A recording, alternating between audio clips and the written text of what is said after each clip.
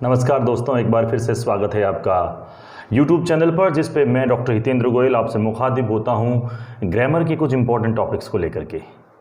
दोस्तों, पिछले वीडियो में हमने ग्रामर के important topic subject verb agreement पे बात करना शुरू किया था और दो इंपॉर्टेंट रूल्स भी किए थे। हमने ये देखा कि अगर सब्जेक्ट यानी वर्ब से पहले का हिस्सा जिसमें एक शब्द हो या शब्दों का समूह हो या पूरा का पूरा वाक्य आया हुआ हो, अगर उस सब्जेक्ट के हिस्से में कोई प्रेपोजिशन आया हुआ हो और प्रेपोजिशन के एक तरफ कोई नाउन या प्रोनाउन या शब्द आया हुआ है, दूसरी तरफ भी कोई नाउन या प्रोनाउन या शब्द आया हुआ है, तो वर्ब जो है सबसे पहले प्रीपोजिशन से सबसे पहले आए हुए एक वचन, बहुवचन, संज्ञा, सर्वनाम के अनुसार आती है।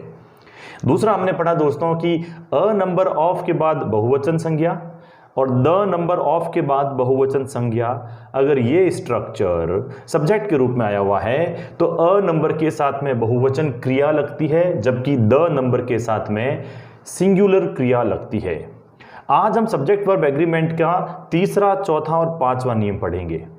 दोस्तों, तीसरा नियम बहुत इंपॉर्टेंट है। क्या कहता है कि कलेक्टिव नाउन यानी समूहवाचक संज्ञा, army, crowd, committee, jury, right.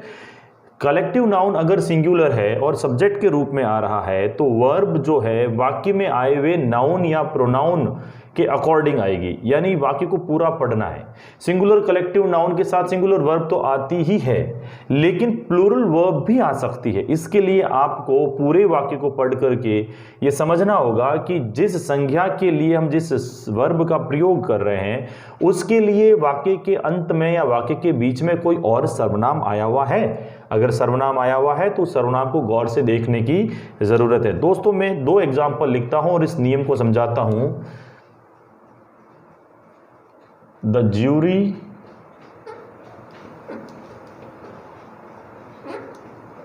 is firm on its decision।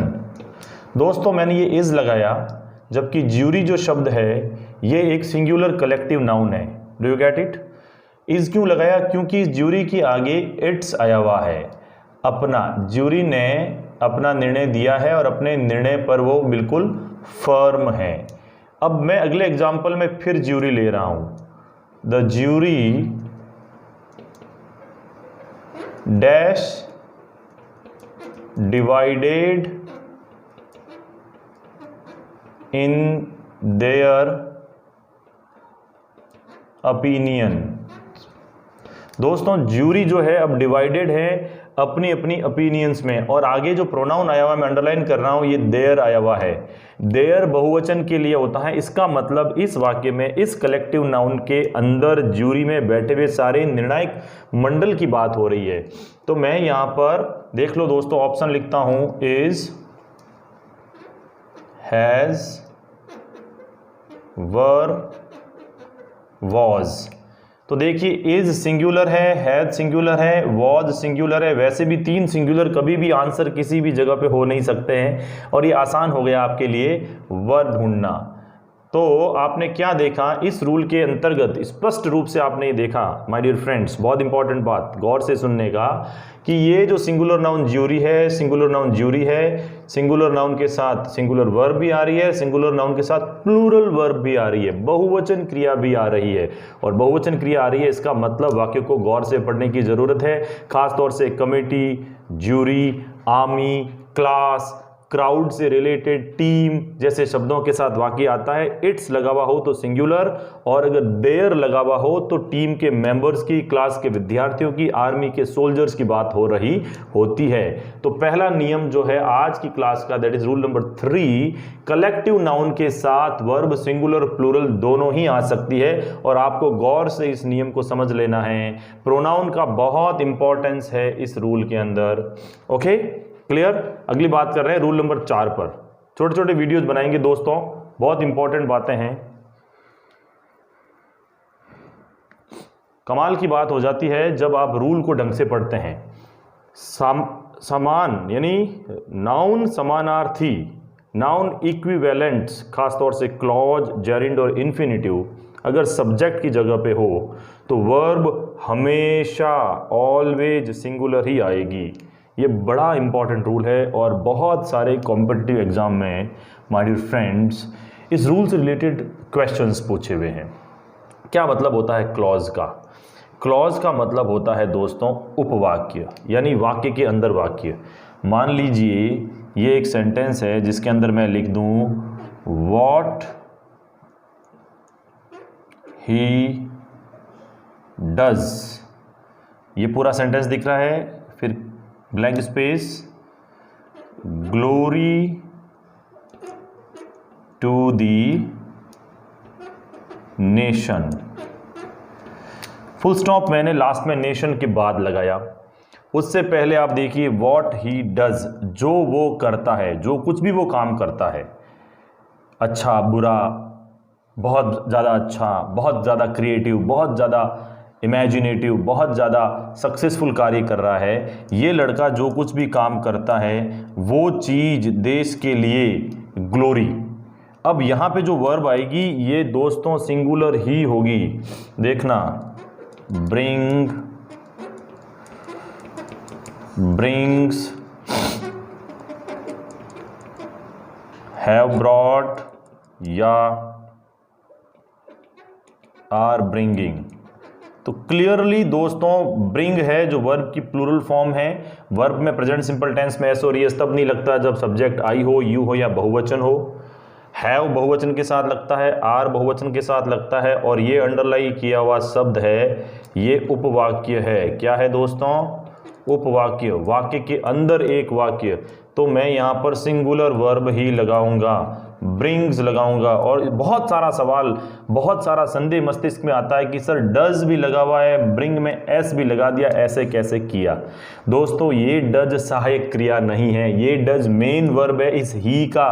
What he does, जो कुछ भी वो करता है, ये पूरी बात, ये जो सब्जेक्ट मूल मेन वर्ब से आगे आने वाला ये जो पोर्शन है दोस्तों, ये पूरा पोर्शन एक सिंगुलर सब्जेक्ट के रूप में गिना जाता है। ऑलवेज मेक श्योर ये याद रखना, what he does brings glory to the nation, है ना। व्हाट ही सेज, जो कुछ भी वो कहता है, इज लगाया, is out of my mind, वो मुझे समझ में ही नहीं आता है। Where she lives is not known to me, where she lives, वो जहाँ कहीं भी रहते हैं, is not known to me, मैं उसके बारे में नहीं जानता, मतलब मैं उसका एड्रेस नहीं जानता। सब्जेक्ट के रूप में उपवाक्य क्लॉज अगर सब्जेक्ट के रूप में है तो वर्ब हमेशा सिंगुलर ही आएगी। मेक श्योर, ये सेकंड ग्रेड इंग्लिश में आया हुआ एक सवाल है, बहुत तसल्ली से देखने की ज़रूरत होती है। और ख़ास तौर से इसमें जो कन्फ्यूजन डज और ब्रिंग्स, एस भी आ गया, डज कैसे आ गया, इसमें कभी अभी हेल्पिंग वर्ब है ही नहीं,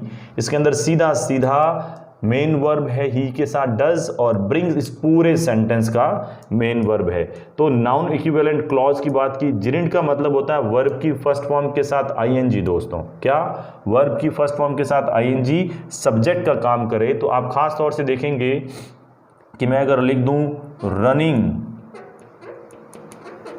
तो मैं आगे लगाया is good for you, running तुम्हारे लिए अच्छा है। या इज क्यों लगाया? क्योंकि रनिंग यहाँ पर दौड़ रहा नहीं, दौड़ना, वर्ब की फर्स्ट फॉर्म के साथ आईएनजी सब्जेक्ट का काम करता है सिंगुलर। और बाकी देखिए दोस्तों, वॉकिंग इम्प्रूव्स आवर हेल्थ, चलना उससे हमारी हेल्थ क्या होती है? इम्प्रूव्स। वर्ब की फर्स्ट फॉर्म के साथ एस तब आता है जब सब्जेक्ट सिंगुलर होता है। Cooking is my hobby, cooking के बाद मैंने इज़ बोला, right. Writing is my passion, लिखना मेरा पैशन है। Teaching is my hob, teaching is my job, teaching मेरी एक जॉब है, एंड आई लव टीचिंग। समझ में आ रही बात? वर्ब की फर्स्ट फॉर्म के साथ आईएनजी जिरिंड, वो एक वर्बल नाउन के रूप में काम करता है, और वर्ब की फर्स्ट फॉर्म आईएनजी अगर सब्जेक्ट के रूप में वाक्य में है तो वर्ब जो है वो 100% सिंगुलर आएगी। दोस्तों आगे है इन्फिनेटिव। इन्फिनेटिव का मतलब होता है two plus verb first form अगर यूज होती है सब्जेक्ट की जगह पे। टू, अर गलती करना, आगे मैंने लगाया is, to err is human, right. To write is my passion, लिखना मेरा पैशन है। बहुत सारे जैसे to err, to write, to cook is good for your own improvement, to learn must be your habit. Verb की first form से आगे to infinitive होता है। इन्फिनेटिव वाक्य की सबसे शुरुआत में आ रहा है, दैट मीन्स वो सब्जेक्ट का काम कर रहा है। तो इन्फिनेटिव अगर सब्जेक्ट है, जेरिंड अगर सब्जेक्ट है, क्लॉज अगर सब्जेक्ट है, तो वर्ब की फर्स्ट फॉर्म ही आएगी हमेशा। और ख़ास तौर से याद रखना है दोस्तों, कभी कभी जो फ्रेज होता है अगर उसमें सिंगुलर शब्द है तो वह सिंगुलर वर्ब लेगी, या उसमें प्लूरल शब्द है तो प्लूरल वर्ड लेगी। आपको उसके हेड वर्ड को ढूंढना है। फ्रेज का मतलब होता है वाक्यांश। ये तो हो गया पूरा का पूरा वाक्य, शब्दों का समूह जो पूर्ण वाक्य का अर्थ दे, जिसमें एक सब्जेक्ट है एक वर्ब है, वो तो है क्लॉज। फ्रेज वो होता है जिसके अंदर क्या होता है दोस्तों, कुछ शब्दों का एक समूह होता है जो मीनिंग तो देता है लेकिन कंप्लीट मीनिंग नहीं देता। ऐसे वाक्य को फ्रेज कहते हैं। तो फ्रेज के अंदर आप देखिए, a boy with some good qualities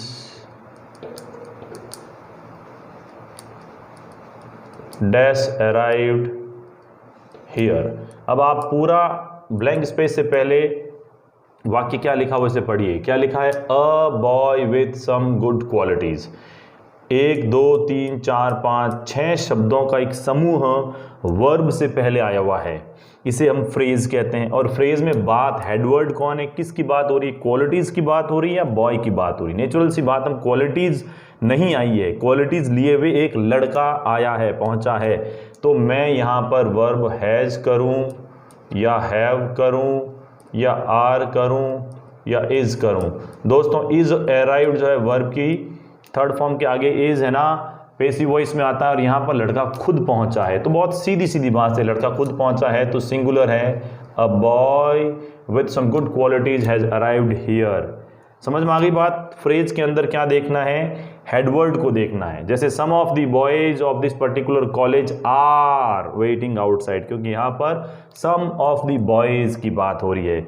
this book with great and wonderful है कि फ्रेज को देखने के लिए, फ्रेज को समझने के लिए कॉम्प्रिहेंशन बहुत ज़रूरी है। फ्रेज में आए हुए मूल शब्द, उस संज्ञा के बारे में आपको पहले जानकारी करनी होगी कि बात एक वचन संज्ञा की हो रही है या बहुवचन।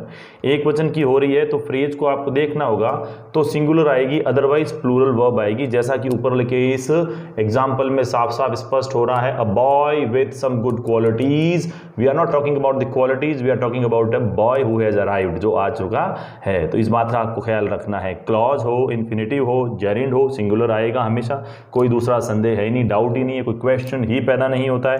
बट अगर फ्रेज आया हुआ है, वाक्यांश आया हुआ है, शब्दों का समूह आया हुआ है सब्जेक्ट की जगह पे, तो ऑलवेज मेक श्योर कि आप सेंटेंस को पढ़ें और समझें कि क्या आएगा, वर्ब प्लूरल आएगा या सिंगुलर, उसके अंदर आपको देखना पड़ेगा। समझ में आ गई। दो महत्वपूर्ण बातें हमने कर ली हैं, तीसरा नियम और चौथा नियम। पांचवा नियम क्या कहता है दोस्तों, कभी भी एडजेक्टिव के आगे आर्टिकल द आ जाए और वो सब्जेक्ट का काम करे तो वर्ब हमेशा ऑलवेज सिंगुलर आती है। इस एग्जाम्पल को आप देखिएगा, मैं यहाँ पे एक एग्जाम्पल लिख रहा हूँ दोस्तों, द डम डैश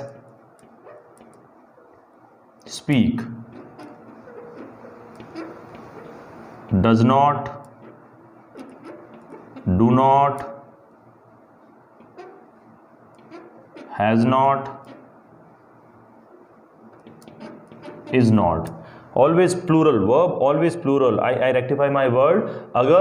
अगर किसी भी एडजेक्टिव के साथ में आर्टिकल द आ गया है, ये एडजेक्टिव है, विशेषता है। एडजेक्टिव के साथ आर्टिकल द आते ही ये कंपोनेंट, ये सब्जेक्ट का हिस्सा, वर्ब से पहले आया हुआ हिस्सा प्लूरल बन जाता है। डज नॉट सिंगुलर है, हैज नॉट सिंगुलर है, इज नॉट सिंगुलर है, डोंट, द डम डू नॉट या डोंट स्पीक, इसका मतलब है गूंगे नहीं बोलते हैं। अगर आप डज नॉट लगा देते हो, क्योंकि हमारी एक साइकोलॉजी में सेट हो चुका है कि प्लूरल हम उसे मानते हैं जैसे अगर उसके किसी नाउन के साथ में एस लगा हुआ हो, boys, women, bags, glasses, right, girls, institution, students. लेकिन दोस्तों कभी कभी एडजेक्टिव खुद सब्जेक्ट का काम कर देता है, उसके आगे अगर आर्टिकल द लगा हुआ है और आर्टिकल द लगने के बाद एडजेक्टिव लगा हुआ है और एडजेक्टिव के बाद कोई नाउन नहीं लगा हुआ, दैट मीन्स वो अपने आप में प्लूरल ही है, है, बहुवचनी है। The poor are honest, the poor, तो द पुअर ही लिखना है, द पुअर्स मत कर देना, क्योंकि एडजेक्टिव के साथ एस और ईएस नहीं लगता है। एडजेक्टिव का प्लूरल नहीं होता है, प्लूरल करने के लिए आर्टिकल द हमने लगा दिया। ये कंपोनेंट अब एडजेक्टिव के साथ आर्टिकल द प्लूरल बन चुका है। मैं आगे आर या वर ही लगाऊंगा, प्लूरल ही करूंगा। The poor are honest. आ गई बात समझ में? तो क्या बात समझ में आई आपको? 3 इंपॉर्टेंट बातें करी 2 रूल्स के बाद। 3 महत्वपूर्ण रूल्स इस 15-20 मिनट के वीडियो में आपके साथ में मैं शेयर कर रहा हूं।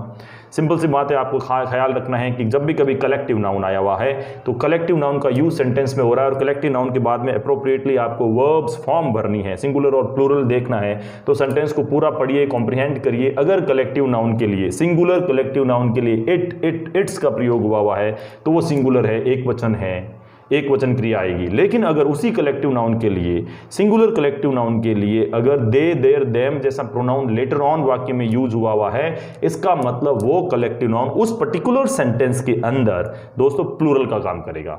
दूसरा नियम जो आज की क्लास का है, खासतौर से rule number 4, that is significant, very much significant. बहुत सारे questions related to this particular rule से पूछे जा चुके हैं फॉर्मल कॉम्पिटिशन्स में। मैं आपको बता देता हूं, क्लॉज यानी उपवाक्य, यानी वाक्य के अंदर एक वाक्य, सब्जेक्ट के हिस्से में पूरा का पूरा एक वाक्य है, सब्जेक्ट भी आ रहा है, वर्ब भी आ रहा है, उसके बाद आपको एक वर्ब लगानी है। उस क्लॉज को पढ़िए, उस क्लॉज को समझिए। वो WH वर्ड से शुरू होता है लेकिन प्रश्न नहीं होता है। आप देख सकते हैं मैंने नेशन के बाद में फुल स्टॉप लगाया है, क्वेश्चन मार्क नहीं लगाया है। क्यों? क्योंकि ये क्लॉज है, यहाँ पर क्या नहीं है, वॉट, जो कुछ भी वो करता है वो देश के लिए सम्मान लेकर आता है। What she says is out of my mind, जो कुछ भी वो कहती है वो मुझे समझ में नहीं आ रहा है। Where she lives is not known to me, जो जहां कहीं भी रहती वो मैं उसका एड्रेस नहीं जानता है। Clause always follow, clause is always followed by singular verb.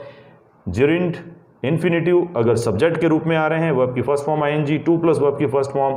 अगर सब्जेक्ट के रूप में आ रहा है तो वर्ब की फर्स्ट फॉर्म ही लगाएंगे, यानी सिंगुलर वर्ब लगाएंगे। आपको फ्रेज गौर से पढ़ेंगे, एंड एडजेक्टिव के साथ आर्टिकल द अगर सब्जेक्ट के रूप में आया हुआ है, और आपको देन वर्ब फिल इन करनी है। तो my dear friends, always make sure कि उसके अंदर प्लूरल बहुवचन क्रिया ही आएगी, जैसा कि हमने यहाँ पर डोंट लगाया, जैसा कि हमने यहाँ पर आर लगाया। बहुत सारे एग्जाम्पल्स किताबों में मिल जाएंगे, बहुत सारे अभ्यास करिए इस रूल से संबंधित। अगर पुराने पेपर्स में कुछ क्वेश्चंस आए हुए हैं उनको आप बहुत अच्छे से फाइंड आउट करके अभ्यास करिए। दोस्तों, मैं छोटे छोटे ऐसे वीडियोस बना करके कुछ रूल्स पे बात करूंगा। Subject verb agreement wind up होते ही जैसा आप कमेंट में कहेंगे, जिस तरीके से आप चाहेंगे वैसे ही वीडियो बनेंगे।